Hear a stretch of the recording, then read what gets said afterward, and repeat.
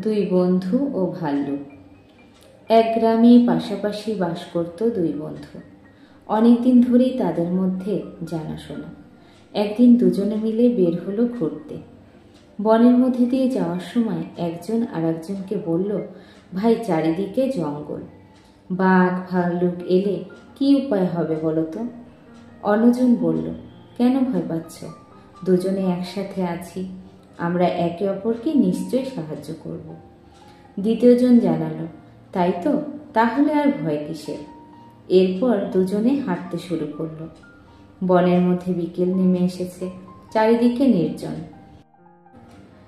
একটু পরে সূর্য ডুবে যাবে। এমন সময় তারা দেখতে পেল জঙ্গল থেকে একটা ভাল্লুক তাদের দিকে এগিয়ে এসেছে। ভাল্লুক দেখে প্রথম বন্ধু যে সাহায্য করবার প্রতিশ্রুতি দিয়েছিল, সে নিজের প্রাণ বাঁচাবার জন্য দৌড়ে গিয়ে একটা গাছের উপর উঠে লুকিয়ে থাকলো। অপর বন্ধুর অসহায় অবস্থার কথা একবারও ভাবল না। কোনো উপায় না দেখে দ্বিতীয় বন্ধু তাড়াতাড়ি মাটির উপরে চোখ বুজে স্থির হয়ে মরার মতো পড়ে রইল। সে জানত ভাল্লুক মরা মানুষ খায় না। ভাল্লুকটা এসে দ্বিতীয় বন্ধুর নাক, মুখ, কান ইত্যাদি শুকে তাকে মরা মনে করল। তারপর তার কোনো ক্ষতি না করে জঙ্গলের দিকে চলে গেল। এদিকে প্রথম বন্ধুটি গাছের উপর থেকে সে সব কিছু লক্ষ্য করছিল।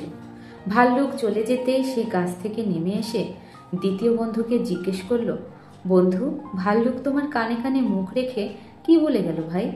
দ্বিতীয় বন্ধু উত্তরও জানালো, তুমি ঠিক দেখেছ ভাই।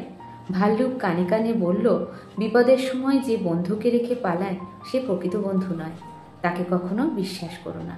মনে রেখো, বিপদে যে সঙ্গে থাকে সেই হলো প্রকৃত বন্ধু।